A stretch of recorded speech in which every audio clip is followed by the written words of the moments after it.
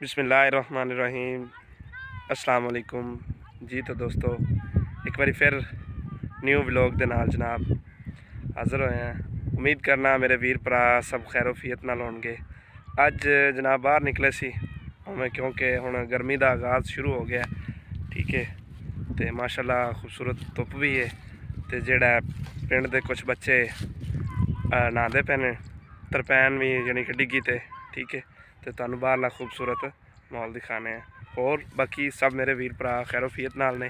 अच्छा यार एक गल करनी सी तुहाडे नाल, जित्थों भी मेरे वीर भरा वेखदे जे ना उत्थों दी अपनी लोकेशन जरूर कमेंट च दस्या करो ताकि मैनूं पता होवे मेरे वीर भरा कित्थों तक मैनूं देखते पे ने।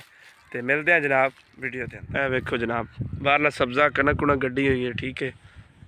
सरों फुल्लां वाली, ठीक है। बाहर का माहौल है ए नाल जनाब टोटल मकई ला दी है, ठीक है। अगे चलते हैं जनाब डिग्गी ते।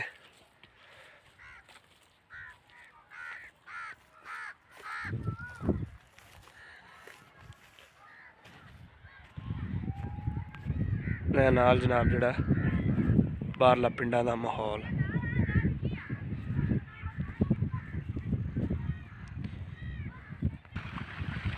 ए जनाब बिल्कुल डिग्गी के नज़दीक आ गए हैं, ठीक है। माशाल्लाह कणक जिहड़ी है तकरीबन हुण निसरी खली, ठीक है। उस तो बाद मकई दे विच जनाब है टटीरियां, ठीक है जी। इस जानवर का नाम टटीरियां, परिंदे का नाम। अगे आ जाओ जनाब।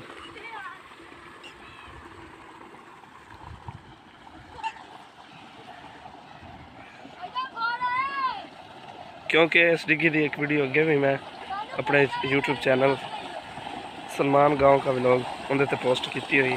अज मैं बाहर निकले सी तो जनाब बच्चे जड़े ने नहाते पे सी क्योंकि हुण गर्मी शुरू हो गई है, ठीक है। अगे रमज़ान आ रहा है, उनके भी जोड़ा ये डिग्गी सारा दिन इत्थे यानी कि जोड़ा ना पिंड के दोस्तों का मेला लग्या रहता है।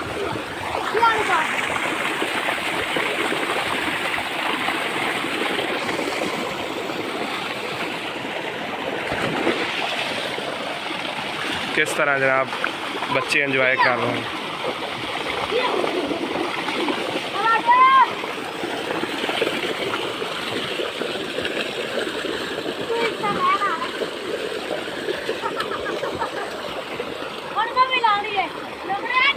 अपनी मस्ती के नाल जड़ा एंजॉय कर रहे हैं।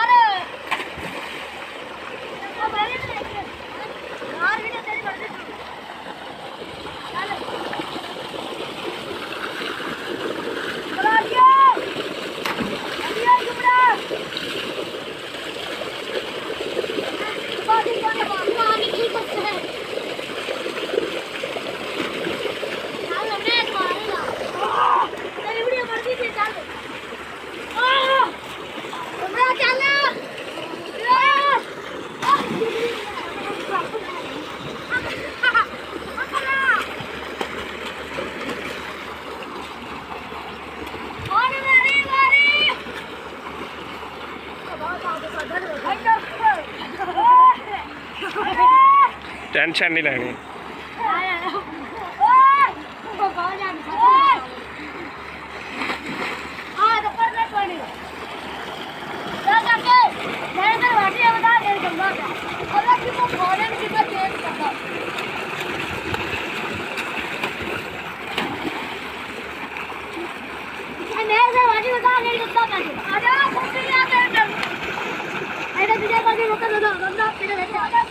पानी के अंदर जनाब खेल खेडिया जांदियां ने।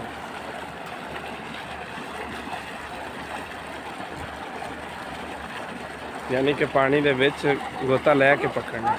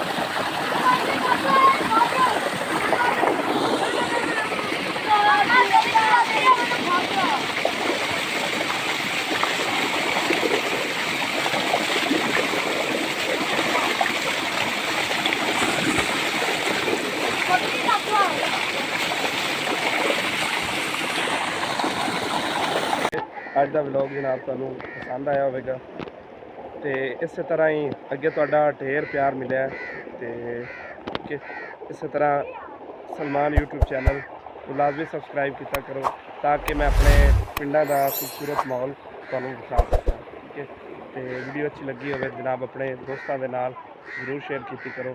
ਮਿਲਦੇ ਹਾਂ ਕਿਸੇ ਹੋਰ ਵੀਡੀਓ ਦੇ ਅੰਦਰ, ਉਹਦੇ ਵਾਸਤੇ ਦਿਓ ਇਜਾਜ਼ਤ। ਅੱਲਾ ਹਾਫਿਜ਼, ਅੱਲਾ ਨਿਗਹਿਬਾਨ, अस्सलाम वालेकुम।